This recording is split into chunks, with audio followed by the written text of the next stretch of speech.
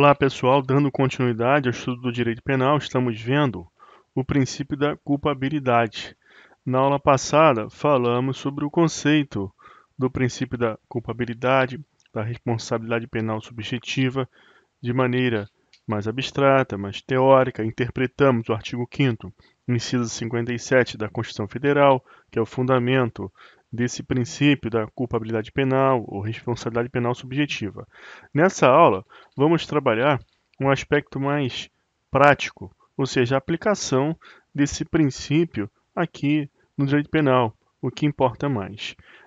Eu lembro a vocês que eu mostrei a teoria tripartite do crime na aula passada e trabalhei já uma parte prática do princípio da culpabilidade, que é uma vertente desse princípio aqui no direito penal, porque nós trabalhamos com os dois termos, como eu expliquei, princípio da responsabilidade penal subjetiva e o princípio da culpabilidade penal. Fiz a diferença lá para o princípio da presunção de inocência do direito processual penal, cujo fundamento constitucional é o mesmo, é o artigo 5º e 57 da CF.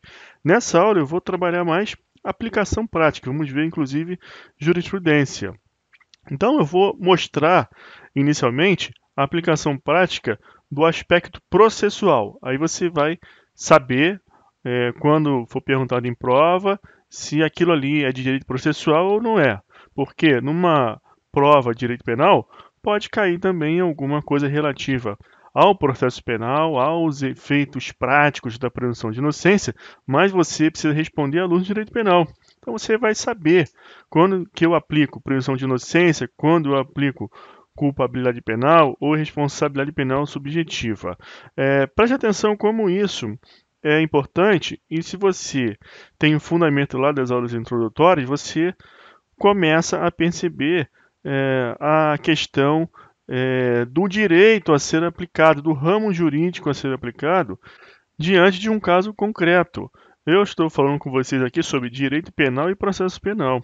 Aí eu trabalhei na aula introdutória, nas aulas introdutórias, a ideia de relação jurídica e tracei uma definição ao final das aulas introdutórias, dizendo que o direito penal é um conjunto de normas jurídicas penais de direito comum. Aqui é o ponto 1. Então, nós estamos estudando princípios mais regras, porque princípios mais regras formam as normas jurídicas. Normas jurídicas é um termo que se refere a um gênero, é um gênero. Normas jurídicas é genérico. Dentro de normas jurídicas eu tenho princípios e regras. Então nós estamos estudando princípios do direito penal, depois vamos para o Código Penal estudar as regras, artigo 1º, 2º, etc. Pois bem, eu mostrei esse gráfico aqui também para vocês, para situarmos, estruturarmos o nosso estudo. Então nós estamos aqui na membrana, estudando os princípios do direito penal, depois vamos estudar as regras. Aí quando nós estivermos armados de todo esse arsenal aqui, princípios e regras, o operador do direito conhece os princípios do direito penal, conhece as regras do direito penal, aí vamos para as relações jurídicas, para a prática. Então aqui a coletividade, o Estado, pode punir alguém, aí tem o objeto e o expuniente, esse alguém é o agente, está aqui. Mas alguém só vai ser punido se praticar um crime, por isso que tem a interrogação aqui no ato ilícito. A gente tem que descobrir se alguém praticou um ato ilícito. Aí entra lá a teoria tripartite do crime. Você tem que saber configurar um crime. Então lembra lá das aulas introdutórias, mas para tanto, você precisa conhecer as normas jurídicas que atuam dentro daquele ramo que você está trabalhando. Por isso que temos que conhecer os princípios, primeiro, do direito penal, depois as regras. No direito penal, você tem essa necessidade de entender a caracterização, a configuração de um ato ilícito penal, porque não há direito sem relação jurídica, não há aplicação de direito fora de relação jurídica. Lembre-se das aulas introdutórias, que eu expliquei isso. Então você lá no direito civil tem um fato jurídico quando você firma um contrato de compra e venda com alguém. Aquilo é um negócio jurídico, é espécie de fato jurídico. Fato jurídico é um gênero. Tem também ato ilícito lá na esfera civil, artigo 186 do Código Civil, só que é um ato civil. Como que encontramos o ato ilícito penal? Aí você tem que saber preencher todos esses requisitos que estão aqui da teoria tripartite. Tem que ter um fato típico, antijurídico, culpável. Você vai trabalhar ação, omissão, dolo e culpa, resultado, nexo causal, tipicidade, resultado nos crimes materiais que deixam resultado, tipicidade material, formal, aí vai ver se tem princípio da insignificância ou não, vai partir para o fato antijurídico, vai verificar se o fato foi praticado em legítima defesa, estado de necessidade, estrito cumprimento do dever legal, exercício de direito. Se foi, não tem crime. Aí você tem uma justificante aqui. Aí depois parte para a culpabilidade. Se tiver também todos os requisitos aqui, preencher todos os elementos da culpabilidade, tem crime. Por isso que tem uma interrogação aqui, ó, que é mais difícil você descobrir se o ato ilícito é penal do que se alguém praticou um crime. Primeiro verifica se tem crime. O agente aqui, ele é mais fácil de ser buscado. Tanto é assim que você tem diversos processos que os fatos, as provas, o processo, está tudo em cima daquela pessoa. O delegado de polícia, inclusive, logicamente, indiciou aquela pessoa. Indiciar alguém é você focar em uma pessoa só. Enquanto não tem indiciamento, é que há mais de um suspeito. Quando indicia, é focar em uma pessoa só. Então você tem uma pessoa ali que já está indiciada e vai ser réu em ação penal. Mas muitas vezes essa pessoa não é condenada. Por quê? Não há nem caracterização de crime. O juiz nem recebe a denúncia muitas vezes, mas já tem ali o indiciado. Por isso que o nosso direito penal basicamente é estudar isso aqui, ó, a teoria tripartite. Grosso modo, o curso de Direito Penal é estudar teoria tripartite e seus elementos. Agora, eu falei que vou mostrar os efeitos práticos do princípio da presunção de inocência. Você viu lá no artigo 5º da Constituição Federal, aqui é 5, artigo 5º, inciso 57. É o fundamento constitucional do princípio da culpabilidade. Ninguém é considerado culpado, a trânsito em julgado, a sentença penal condenatória. Fazendo uma leitura ao contrário, não haverá sentença penal condenatória, senão contra quem for culpado. Então você aqui tem o princípio da presunção de inocência, que é processual, tem o princípio da culpabilidade, que é do direito penal, e tem o princípio da responsabilidade penal subjetiva, que também é direito penal. Então aqui eu tenho, ó, processo penal, aqui eu tenho penal e aqui eu tenho penal, tá ok? Processo penal, penal, penal. Vamos agora ver alguns efeitos práticos do princípio da presunção de inocência, para que você saiba diferenciar quando eu apliquei o princípio processual da presunção de inocência e quando vamos aplicar princípios do direito penal. Com relação ao princípio da culpabilidade penal, eu mostrei para vocês na aula passada os efeitos práticos disso. Eu vou trabalhar como sinônimo de reprovabilidade, vai me servir para configurar o crime, mas também para dosar a pena aplicada e também aplicar o regime. Esses são os efeitos práticos da culpabilidade. A gente vai focar mais nos efeitos práticos, então, aqui nessa aula, da responsabilidade penal subjetiva, dessa vertente. Vamos trabalhar, então, primeiro, efeitos práticos do princípio da presunção de inocência, que é do processo penal. Olha aqui, ó. Restrição à participação em concurso público de candidato que responde a processo criminal. Então, um candidato, ele responde a um processo criminal. Ele pode ser obstaculizado na realização de concurso público? Não pode. Então, está aqui um efeito prático do princípio processual da presunção de inocência. Esse é o tema 22 do STF. Houve uma tese fixada dentro desse tema, sem previsão constitucionalmente adequada e instruída por lei. Aqui, ó, não é legítima a cláusula de edital de concurso público que restringe a participação de candidato pelo simples fato de responder a inquérito ou ação penal. Então, se a pessoa responde a inquérito ou ação penal, você faz a leitura do inciso 57 do artigo 5º da CF, nesse sentido aqui, ó, da frente para trás. Ninguém poderá ser considerado culpado, será considerado culpado até o trânsito em julgado de uma sentença penal condenatória. Então não tem sentença, está respondendo a ação penal, a inquérito. Você restringir a pessoa de realizar concurso por causa disso, você está antecipando efeitos da sentença penal condenatória que sequer pode existir, pode nem haver isso aí no final do procedimento, do processo, ou não haver nem denúncia ao final do inquérito. O delegado pode nem indiciar aquela pessoa, pode não dar nada isso aí. Então, isso aqui, ó, é um efeito prático do princípio da presunção de inocência, que é processual. Súmula vinculante 11, uso de algemas. Aqui, ó, o uso de algemas também tem a sua restrição fundamentada lá no princípio da presunção de inocência, que é processual. A súmula vinculante 11, que restringe o uso de algemas, ela nasceu em razão do tribunal do júri, porque o sujeito ficava aqui, ó, algemado, e os jurados olhavam aquela pessoa algemada, via como um sujeito perigoso. A audiência é um ato processual.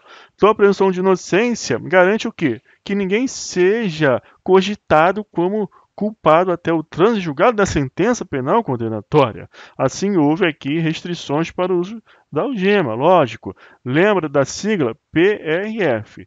Polícia Rodoviária Federal? Não.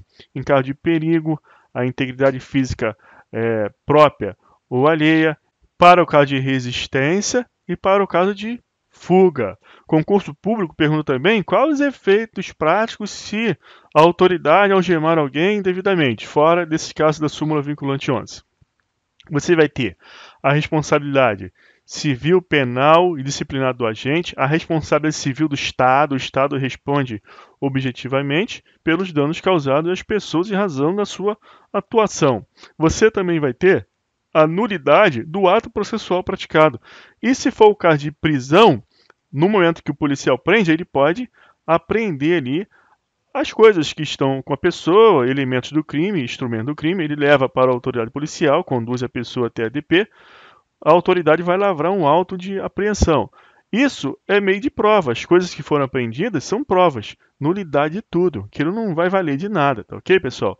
Isso é perguntando em prova efeitos práticos do uso indevido de algema. Nulidade do ato processual, nulidade das provas, responsabilidade civil do Estado, responsabilidade disciplinar civil e penal do agente ou autoridade que praticou o ato. Mais um efeito prático, também de cunho processual, mas que tem repercussão aqui no direito penal. Observe o seguinte, o juiz, quando vai fixar a pena, ele utiliza aqui esses critérios, que são chamados de circunstâncias judiciais, porque é o juiz que tem que decidir sobre cada uma delas. O legislador, ele conferiu ao juiz essa discricionariedade. O juiz vai avaliar a culpabilidade, antecedentes, conduta social, personalidade, motivos, circunstâncias, consequências do crime. Entretanto, isso aqui diz respeito a uma pena que será aplicada em razão de uma decisão definitiva, uma sentença condenatória definitiva para aquela pessoa. Pois bem, tem um elemento aqui que é a culpabilidade. Então você observa que o juiz analisa o grau de reprovabilidade daquela conduta. Se o agente é um advogado que praticou um crime ali em razão daquilo que ele estava fazendo, o advogado tem que saber que ele conhece a legislação, ele não é para praticar crime. Policial é a mesma coisa, juiz é a mesma coisa. Então a reprovabilidade da conduta criminosa dessas pessoas é muito maior do que quem não exerce aquelas funções atinentes ao combate à ilicitude. Mas isso você afere lá na terceira coluna da teoria tripartite, como eu mostrei na aula passada. Com relação ao processo penal, vamos focar aqui nos antecedentes. Você tem uma FAQ. FAQ está aqui. Então, na FAQ, você pode ter diversas anotações. Até a anotação de ato infracional, uma vez praticada na menoridade, na adolescência, vai estar na FAQ. Você tem aqui constando que a pessoa respondeu o processo, mas não deu nada. Inquérito policial, ato infracional, etc. Quando o juiz vai fixar a pena base, aqui o 59 se refere à pena base, tá ok, pessoal? Então tem lá no furto 1 a 4 anos, artigo 155, 1 a 4. Isso aqui o legislador confere o preceito secundário dessa forma, com uma margem, para que haja efetivação do princípio da individualização da pena.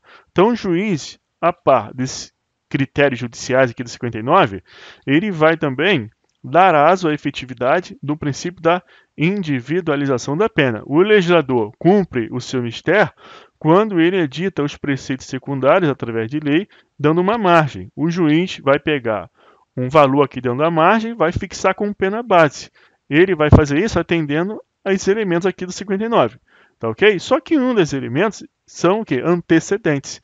Como existe lá no processo penal esse princípio da presunção de inocência com fundamento constitucional no artigo 5º, 157, você agora entende por que o juiz só pode usar aqui da FAQ sentenças condenatórias transitadas em julgado.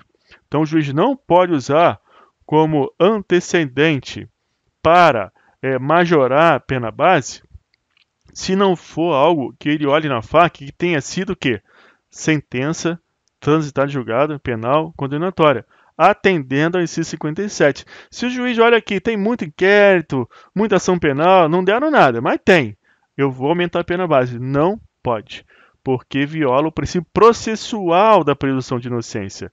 O juiz está considerando aquela pessoa culpada porque respondeu coisas, mas nada ali deu ensejo a uma sentença condenatória transitada em julgada. Percebeu, pessoal? Então fica atento a isso aqui, um efeito prático do processo penal que tem repercussão no direito penal. Eu vou revisar com vocês, já falei isso, mas vou falar de novo. Nós podemos ter aqui na FAQ duas sentenças penais que transitar em julgado, é condenatória, é penal, então o juiz pode usar aqui, tá? Ele pode usar para aumentar a pena base. Só que se nós temos duas dessas, ou se tiver uma, por exemplo, e o juiz usar aqui, o juiz não pode usar lá na segunda fase da dosimetria. A segunda fase da dosimetria, a primeira ou a terceira, você lê no artigo 68. Então, na primeira fase, o juiz fixa a pena base, 59. Na segunda fase, ele verifica atenuantes e agravantes. E na terceira fase, causa de diminuição de aumento. Então, se o juiz, ele lá na segunda fase, ele destaca uma anotação dessa aqui, de condenação transitada em julgada, para agravar a pena, porque reincidência é agravante, tá, pessoal? Tem lá no rol das agravantes a reincidência. Então, se eu tenho uma anotação aqui de sentença penal condenatória, que ela é uma reincidência, e para ser reincidência, você tem que ter um lapso de 5 anos, contados a partir de quando? De que a pessoa cumpriu a pena ou houve a extinção da punibilidade. Você conta 5 anos. Se alguém praticar uma outra infração penal dentro desse lapso, vai estar em reincidência. Então, na segunda fase da dosimetria, terá uma agravante. Mas se o juiz usar essa anotação para aumentar a pena base, ele não pode usar ela lá como reincidência na segunda fase, ele tem que escolher. Mas se tiver duas anotações, aí ele usa uma como antecedentes aqui para a pena base e outra lá para a segunda fase para agravar como reincidência.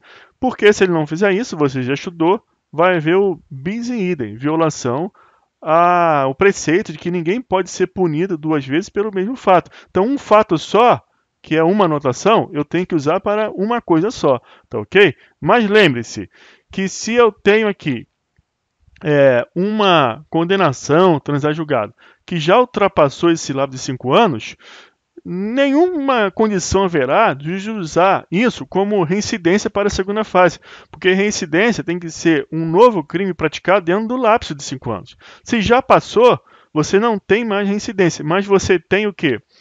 Maus antecedentes para esses fins aqui. Tá? O importante para o artigo 59 é o juiz usar como maus antecedentes somente essa anotação que tem esse perfil. Foi uma condenação transitar em julgado? Aí eu uso como antecedente. O que não vou poder fazer é usar uma anotação para a primeira e segunda fase, nem usar uma anotação de sentença condenatória transitar em julgado, que já não é mais reincidente, já tem mais de 5 anos lá do cumprimento da pena, lá na segunda fase da dosimetria. Tá ok? Eu já conversei tudo isso com vocês em aulas anteriores, estou revisando agora aqui, tá ok? Então, pessoal, nós vimos esses efeitos do processo penal, desse princípio da presunção de inocência, que eu extraio do artigo 5º, inciso 57 da Constituição Federal. Então, eu extraio 3 preceitos: presunção de inocência processual, culpabilidade, responsabilidade penal subjetiva. Eu falei nessa aula dos efeitos da presunção de inocência, para que você consiga diferenciar uma coisa da outra.